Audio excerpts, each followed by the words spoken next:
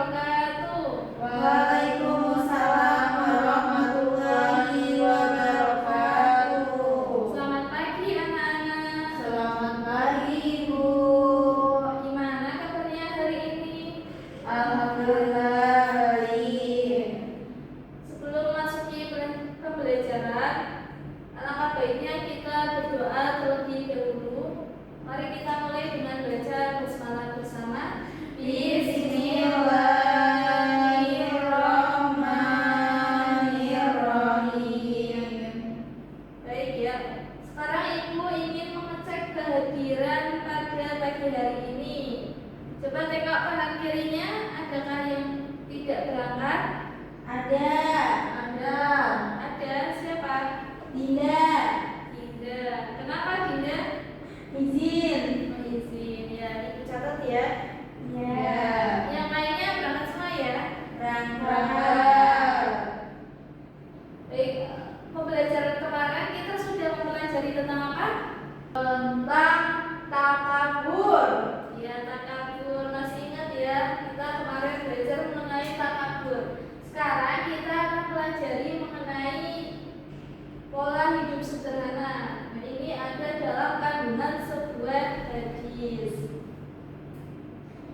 Baik, untuk pembelajaran kali ini itu tujuannya ada 3. Yang pertama, peserta didik mampu mengidentifikasi perintah-perintah Islam terkait kepedulian sosial kepada duafa. Yang kedua, peserta didik mampu menganalisis hubungan antara hidup sederhana dengan semangat menyantuni duafa. Yang ketiga, peserta didik mampu menunjukkan sikap sederhana, hemat dan peduli sosial dalam kehidupan sehari-hari. Nah, di sini ada pertanyaan. Pernahkah kalian merasa sudah memiliki banyak hal tetapi masih merasa kurang? Pernah nggak? Pernah.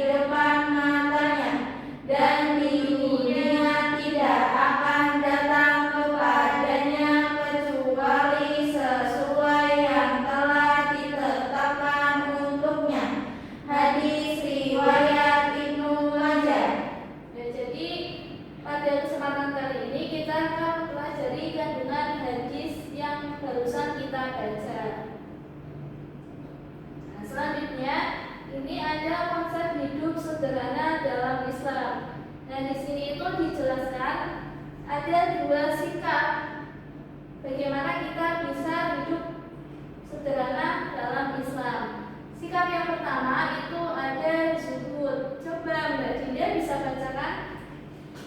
Zuhud adalah sikap tidak terlalu mencintai dunia dan tidak menjadikan dunia sebagai tujuan utama kehidupan.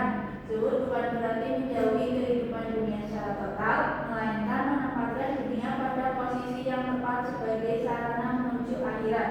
Ya, jadi sifat zuhud itu sifat yang tidak terlalu mencintai terhadap kehidupan dunia, dan orang yang zuhud itu bisa menyikapi hal-hal tersebut agar tidak mengendalikan hati sepenuhnya. Baik, yang selanjutnya ini ada ciri-ciri orang zuhud. Yang pertama itu tidak rakus terhadap materi. Jadi orang zuhud ini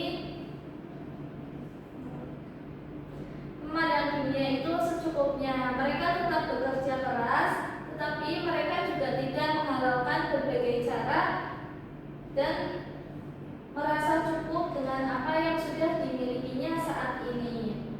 Nah, yang kedua itu cirinya ada dermawan dan gemar bersedekah. Nah, jadi seseorang yang zuhud itu kan di dalam hatinya tidak selalu memikirkan kehidupan duniawi atau harta. Mereka malah suka bersedekah kepada orang yang membutuhkan. Mereka tidak merasa bahwa harta yang mereka sedekahkan nantinya itu akan membuat mereka miskin, tapi bisa menjadi harta yang berkah dan bermanfaat bagi orang-orang di sekitarnya. Yang ketiga, Mbak Nabila bisa bacakan. Dermawan Dan yang ketiga, yang terakhir.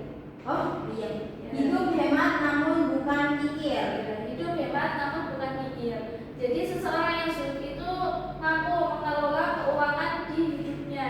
Apabila dia membelanjakan hartanya, itu yang dibelanjakan adalah kebutuhan yang sangat mendesak, yang sangat dibutuhkan, bukan kebutuhan yang hanya diinginkan atau mengikuti tren-tren di TikTok. Nah, tadi sudah dijelaskan mengenai ciri-ciri orang yang zuhud. Nah, sekarang apabila seseorang itu memiliki sifat zuhud di dalam dirinya, maka akan ada dampak positif yang dia pancarkan, yang dia lakukan, ya. Yang berarti di sini termasuknya ke dalam manfaat dari sifat zuhud. Yang pertama itu ketenangan jiwa dan hati. Jadi hidup seorang yang bersifat zuhud ini, di hidupnya dia akan merasa tenang dan tidak akan merasa cemas terhadap harta yang belum dia miliki atau terhadap harta yang hilang darinya. Dan mereka memanfaatkan harta tersebut untuk menjalani kehidupan serta beribadah kepada Allah. Manfaat yang kedua, di situ ada bebas dari ketamakan dan keserakahan. Nah, orang zuhud ini tidak mengikuti tren-tren untuk memamerkan harta kekayaan di media sosial maupun di lingkungan sekitarnya. Lalu yang ketiga itu mendekatkan diri kepada Allah. Nah, jadi seorang yang zuhud itu kan di dalam hatinya tidak selalu memikirkan harta, karena pikiran dan waktu mereka itu lebih cenderung dilimpahkan untuk beribadah kepada Allah, untuk meningkatkan keimanannya. Sampai di sini paham? Paham. Jadi kita lanjut. Untuk sifat yang kedua ini ada qanaah, ya. Nah, qanaah sendiri itu sikap merasa cukup dan puas dengan apa yang sudah diberikan Allah kepada kita. Nah, qanaah ini bukan berarti seseorang itu malas bekerja, tapi dia merasa puas atas hasil kerja kerasnya yang sudah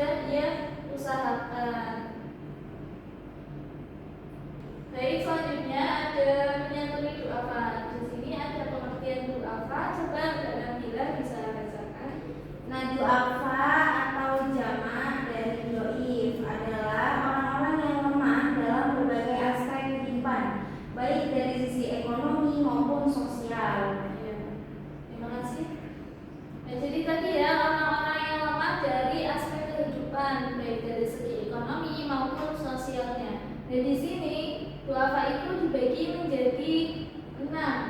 Yang pertama yaitu ada fakir. Fakir ini adalah orang yang tidak memiliki harta sama sekali untuk mencukupi kehidupannya. Nah, yang kedua ada miskin. Miskin ini adalah orang yang mempunyai harta tetapi tidak mencukupi kebutuhan kehidupannya. Yang ketiga ada yatim, yaitu seseorang yang ditinggal wafat oleh ayahnya saat dia belum balik. Yang keempat ada mu'alaf, yaitu seseorang yang baru saja masuk Islam dan perlunya dukungan dari berbagai pihak. Yang kelima ada gharib, yaitu orang yang terlilit hutang tetapi di jalan kebaikan. Lalu yang terakhir itu ada ibnu sabil, yaitu musafir yang kehabisan bekal di dalam perjalanannya.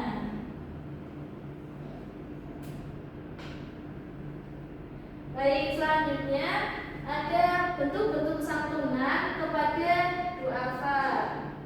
Di sini ada 4 bentuk. Coba Mbak Amel bisa baca. Ya, yang pertama itu ada zakat, yaitu kewajiban mengeluarkan sebagian harta yang telah mencapai nisab dan haul untuk golongan yang berhak menerima.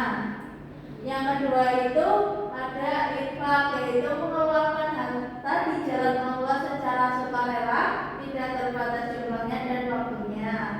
Yang ketiga itu ada sedekah, yaitu pemberian kepada sesama yang membutuhkan, bisa berupa harta, tenaga, bahkan senyuman.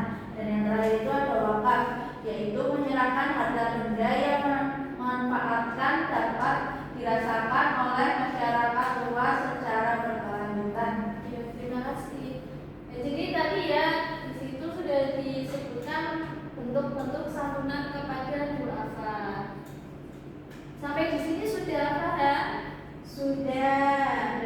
Kalau memang sudah paham, sekarang ibu ingin membagi kalian menjadi 2 kelompok.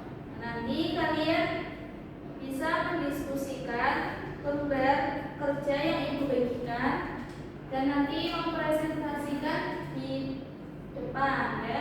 Perwakilan satu orang saja. Di sini itu nanti kalian tugasnya membuat sebuah program kepedulian sosial sederhana yang bisa dilakukan di lingkungan sekolah. Waktu pengerjaannya 5 menit cukup ya? Cukup.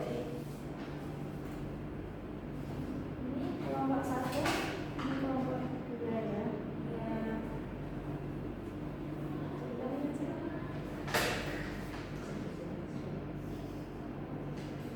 Gimana? Sudah selesai?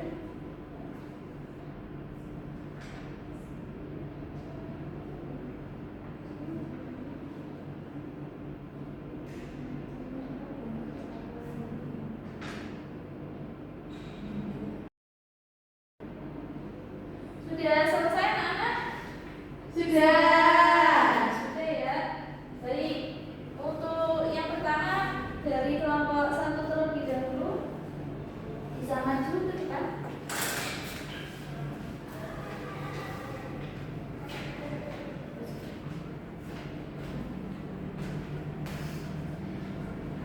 Perkenalkan, saya perwakilan dari kelompok 1. Nama programnya itu Sapu Berbagi, dari kita untuk sahabat. Ini fokus pada penyisihan uang saku. Nah, keluarga prasejahtera sasaran du'afanya itu teman sejawat atau peserta didik dari keluarga prasejahtera atau kurang mampu di lingkungan sekolah sendiri. Bentuk santunannya itu berupa uang tunai dan beasiswa sederhana untuk membantu biaya transportasi sekolah atau membeli perlengkapan belajar seperti buku atau seragam. Nah, untuk sumber dananya itu dari penyisian uang saku harian siswa melalui program 1 koin sehari di setiap kelas. Ya, bagus sekali ya programnya. Beri aplaus dulu untuk kelompok 1. Selanjutnya kelompok 2.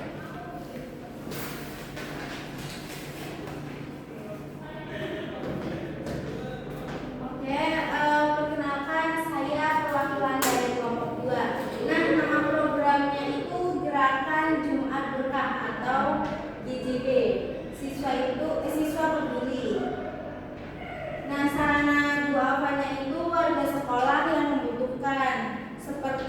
petugas kebersihan, penjaga sekolah, dan tukang kebun. Terus bentuk santunannya itu seperti paket sembako pokok, seperti beras, minyak goreng, gula, dan mie instan untuk membantu kebutuhan dapur harian. Nah, terus sumber dananya itu berasal dari infak sukarela mingguan dari seluruh siswa, guru, dan staf karyawan sekolah yang dikumpulkan setiap hari Jumat. Ya, udah bagus sekali ya. Nomor 2, beri plus dulu. Jadi tadi kalian sudah membacakan mengenai program kepedulian sosial dan ibu rasa dari pengerjaan kalian sudah memahami materi pada kesempatan kali ini. Baik, selanjutnya untuk menutup pembelajaran pada kali ini kita membaca kesimpulan bersama-sama. Pola hidup sederhana dalam Islam diwujudkan melalui sikap zuhud yang menempatkan dunia hanya sebagai sarana menuju akhirat, serta sikap qanaah yang mencerminkan rasa cukup dan puas atas segala ketetapan Allah Subhanahu wa Ta'ala, menjadikan dunia sebagai tujuan utama justru akan mendatangkan kekacauan urusan dan bayang-bayang kefakiran. Manifestasi dari kesederhanaan dan ketenangan jiwa tersebut tercermin dalam kehidupan sosial untuk menyatukan kaum duafa seperti fakir, miskin, yatim, mu'alaf, gharib, dan ibnu sabil melalui berbagai instrumen ibadah sosial seperti zakat, infak, sedekah, wakaf, serta hadiah dan hibah. Baik. Nah, untuk tugas di rumah nanti kalian mengamati di lingkungan sekitar rumah apakah ada lembaga kepedulian sosial yang ada di daerah kalian ya. Ya minimal satu saja, nanti ditulis di buku tulis kalian, dikumpulkan minggu depan. Baik.